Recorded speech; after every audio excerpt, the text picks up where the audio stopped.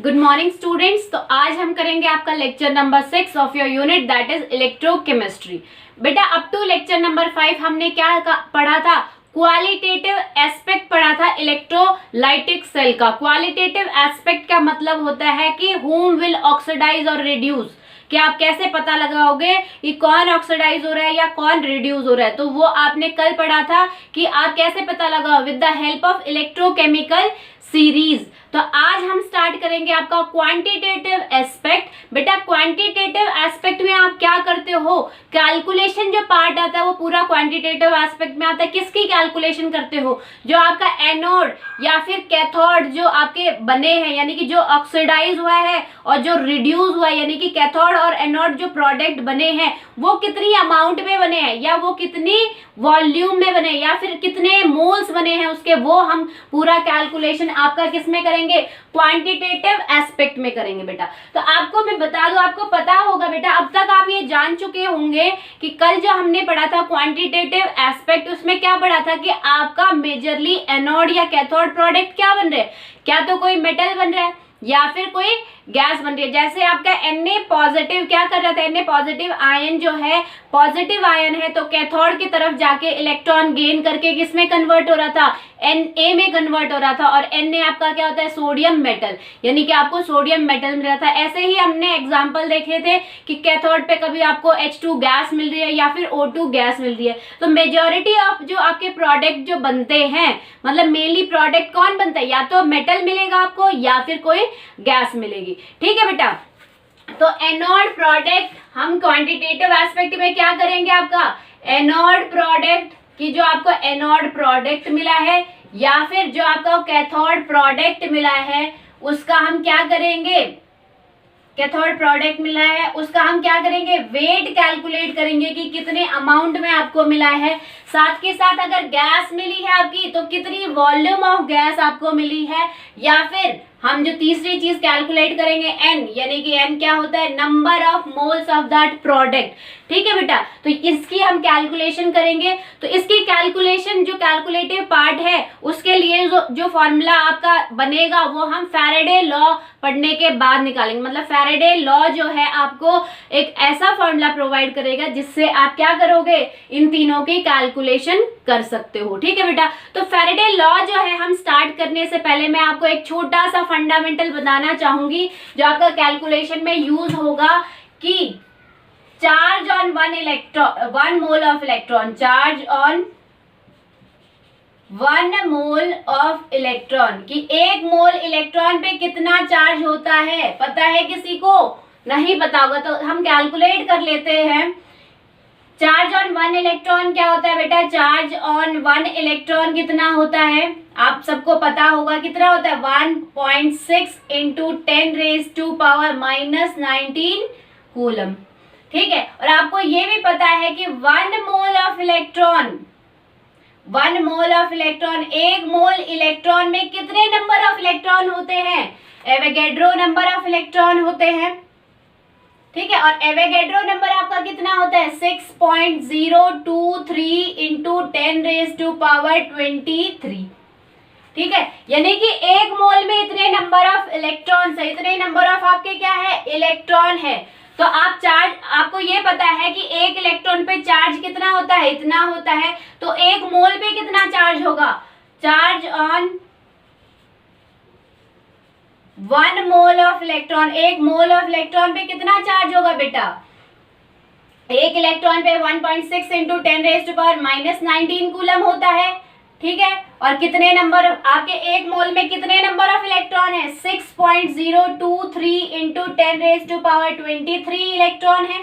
ठीक है। तो वहां से आप कैलकुलेट कर सकते हो। इन दोनों को मल्टीप्लाई करके आपके जो निकलेगा वो है 96486।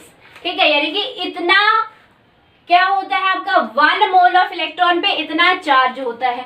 बट बेटा आपकी केमिस्ट्री की ब्रांच ने क्या किया है? इस वैल्यू को अप्रोक्सीमेटली कितना लिया है कैलकुलेशन में या न्यूमेरिकल्स में लिया है? 96500 कूलम। तो कोई अगर आपसे पूछे कि 1 मोल इलेक्ट्रॉन पे कितना चार्ज होता है तो वो होता है 96500 कूलम। ठीक है बेटा, तो ये जो है आपको यूज होगा, इसको ध्यान में रखना है, मोस्ट इंपॉर्टेंट है आपका। ठीक है, इसको ध्यान में रखना है कि 1 मोल इलेक्ट्रॉन पे कितना चार्ज होता है, 96500 कूलम। तो अब हम देखते हैं कि फैराडे लॉ आपका क्या कहता है। फैराडेज फर्स्ट लॉ,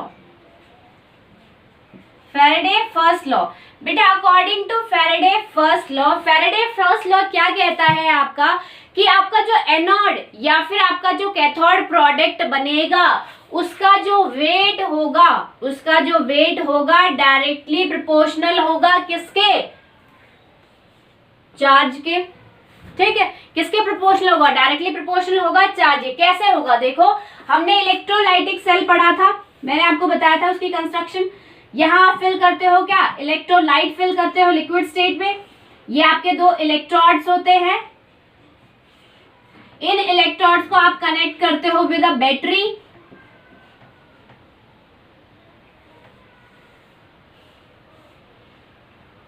ठीक है, बैटरी से कनेक्ट करते हो। सपोज कर लो ये पॉजिटिव टर्मिनल है और ये नेगेटिव टर्मिनल है बैटरी का, तो यानी कि ये आपका क्या हुआ, ये आपका एनोड हुआ और ये आपका क्या हुआ, कैथोड हुआ।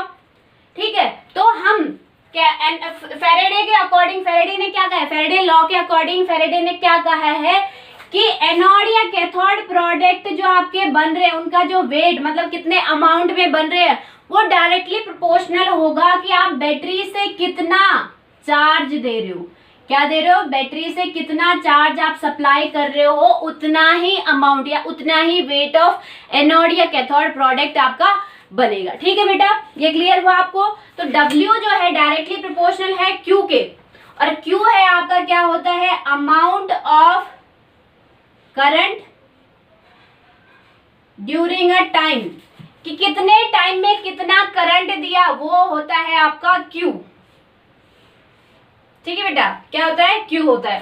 तो अगर हम यहाँ देखें ये आपका डायरेक्टली प्रोपोर्शनल है, वेट कितना एनोड या कैथोड प्रोडक्ट, उसका वेट डायरेक्टली प्रोपोर्शनल है चार्ज के, कि कितना आप बैटरी से चार्ज सप्लाई कर रहे हो। ठीक है, अगर इस प्रोपोर्शनैलिटी साइन को हटाते हो तो आपको पता होगा एक कांस्टेंट आ जाता है इसकी जगह, तो यहाँ जो कांस्टेंट आएगा वो है Z। ये बेटा Z आपका क्या होता है, ये Z है आपका केमिकल इक्विवेलेंट करंट कांस्टेंट। ठीक है, क्या है, कई बार पूछ लेते हैं, Z आपका क्या है, केमिकल इक्विवेलेंट करंट कांस्टेंट है। ठीक है बेटा, तो अगर आपको पता है कि वेट कैसे निकालोगे, Z मल्टीप्लाई बाय Q, तो अगर आपको Z की वैल्यू निकालनी है कि Z एक्चुअली है क्या, तो अगर हम जो आपका चार्ज है 1 कूलम देते हैं, बैटरी से अगर हम 1 कूलम चार्ज देते हैं, तो आपका W जो होगा वो किसके बराबर हो जाएगा, Z के बराबर हो जाएगा। या फिर आप कह सकते हो कि Z जो है आपका किसके इक्वल हो जाएगा, Z जो है आपका W के इक्वल हो जाएगा, क्योंकि आपका क्या है आप Z कैसे निकाल सकते हो, यहाँ देखो बेटा Z आप कैसे निकाल सकते हो, यहाँ बता देती हूँ, Z आप कैसे निकाल सकते हो, W/Q। ठीक है, तो जब आपका Q क्या हो जाएगा, 1 कूलम हो जाएगा, तो Z जो है W के बराबर हो जाएगा। ठीक है, तो Z की वैल्यू आप निकाल सकते हो कि कितना अमाउंट आपका बना, वही Z की वैल्यू होगी। ठीक है, ये जो चीज है कि Z आप कैसे कैलकुलेट करते हो, हम एक एग्जांपल से देख लेते हैं। ठीक है, तो एग्जांपल कर लेते हैं बेटा एक हम।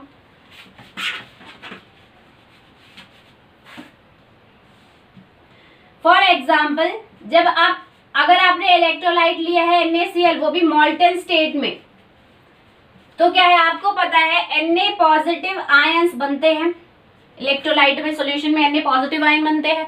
ये पॉजिटिव आयन कैथोड के पास जाके इलेक्ट्रॉन गेन करेंगे, ये कैटायन क्या करेंगे, कैथोड के पास जाके इलेक्ट्रॉन गेन करेंगे और कन्वर्ट हो जाएंगे किसमें, सोडियम मेटल में।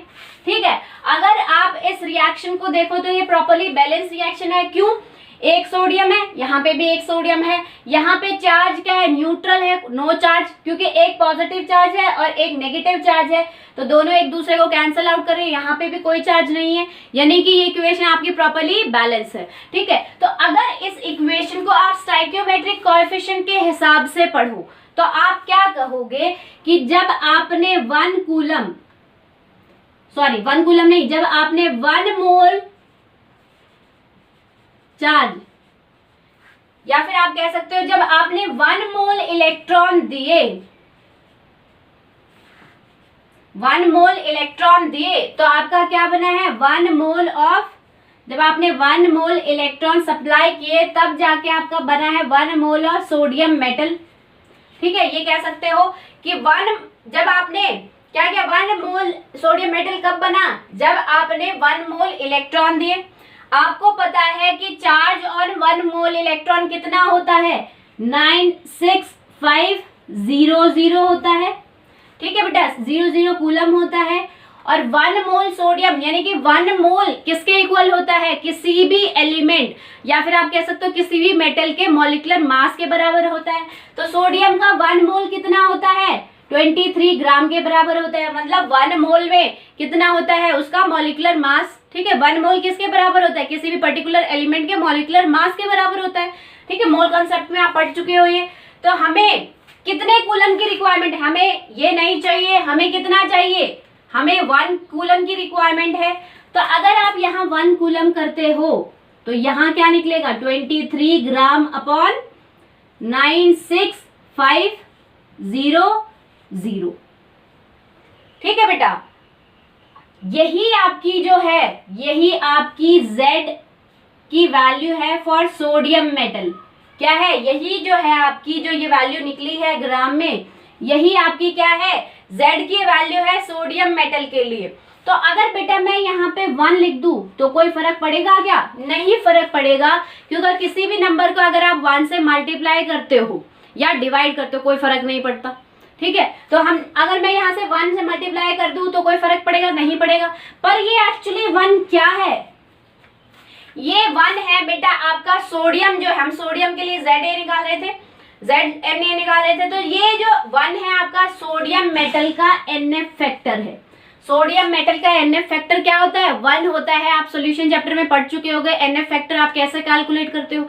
या फिर आप कह सकते हो NF फैक्टर को ये भी कह सकते हो कि जितना आपका आयन के ऊपर चार्ज होता है वही NF फैक्टर होता है। तो इसके ऊपर चार्ज 1 है तो यहाँ पे NF फैक्टर क्या है, 1 है। या फिर आप कह सकते हो कि जितने इलेक्ट्रॉन दिए जा रहे हैं या जितने इलेक्ट्रॉन सप्लाई किए जा रहे हैं उसको भी NF फैक्टर ले सकते हो, किसी को भी ले सकते हो। तो हम मेजरली लेते हैं NF फैक्टर को कि कितना चार्ज है आपके किसी आयन पे, चार्ज ऑन आयन। ठीक है बेटा, तो आपके सोडियम पे 1 चार्ज है तो हमने 1 से मल्टीप्लाई कर दिया। ठीक है बेटा, तो यही आपकी किसकी वैल्यू हो गई, ZNA की वैल्यू हो गई। अब अगर एक और एग्जांपल ले लेते हैं, उससे आपका कंसेप्ट और भी ज्यादा क्लियर हो जाएगा। कि अगर एग्जांपल लेते हैं आपका Mg2 पॉजिटिव, आपका Mg2 पॉजिटिव क्या कर रहा है, Mg2 पॉजिटिव कैथोड के पास जाके इलेक्ट्रॉन लेके कन्वर्ट हो रहा है किसमें, मैग्नीशियम मेटल में कन्वर्ट हो रहा है। ठीक है, तो यहाँ पे अगर आप देखो क्या है आपका 1 मोल इलेक्ट्रॉन कितना देता है, 1 मोल Na दे रहा था। अब यहाँ पे देखो आपको 1 मोल मैग्नीशियम कब मिल रहा है, जब आप 2 मोल इलेक्ट्रॉन दे रहे हो। तो आप कह सकते हो 2 मोल जब आप इलेक्ट्रॉन दे रहे हो, 2 mole of electron will give 1 mole of magnesium. ठीक है, आपको पता है 1 मोल इलेक्ट्रॉन पे कितना चार्ज होता है, 96500 कूलम। तो 2 मोल पे कितना होगा, 2 × 96500 कूलम होगा। ठीक है, और 1 मोल किसी भी एलिमेंट का 1 मोल किसके बराबर होता है, उसके मॉलिक्यूलर मास के बराबर होता है। तो आप कह सकते हो कि आपका 24 ग्राम के बराबर है। ठीक है, आपको रिक्वायरमेंट है 1 कूलम की, इतना कूलम आपको नहीं चाहिए। तो बेटा आप, मैं यहाँ लिख रही हूँ, आप लिख सकते हो कि जो आपका क्या है 1 कूलम जो है आपका कितना निकलेगा, 24 gram divided by 2 divided by 96500 multiply bye 2। ठीक है, यही चीज मैं क्या बोलते हैं डिवीजन में ले गई, इक्वल टू के साइड ले गई डिनोमिनेटर में, तो आपका 1 कूलम हो गया। 1 कूलम की हमें रिक्वायरमेंट थी, तो 1 कूलम पे यही आपकी Z की वैल्यू, यही आपका Z है किसके लिए, mg के लिए। ठीक है बेटा, तो ये आपका क्या है, ये आपका है NF फैक्टर, अभी मैंने बताया था NF फैक्टर। ठीक है, तो NF फैक्टर मैंने आपको क्या बताया था, किसी भी आयन पे जितना चार्ज होता है वही उसका NF फैक्टर है। तो आप देख सकते हो मैग्नीशियम पे कितना चार्ज है, 2 पॉजिटिव चार्ज है, यानी कि 2 चार्ज है, यानी कि NF फैक्टर हमने क्या लिया, 2 लिया। ठीक है बेटा, तो यहां से अगर हम Z की वैल्यू निकाले, इस वैल्यू से अगर हम Z के लिए फॉर्मूला बनाए तो क्या बना सकते हैं, Z इक्वल टू क्या बना, मैं यहां लिख रही हूँ बेटा, ठीक है, यहां लिख देती हूँ,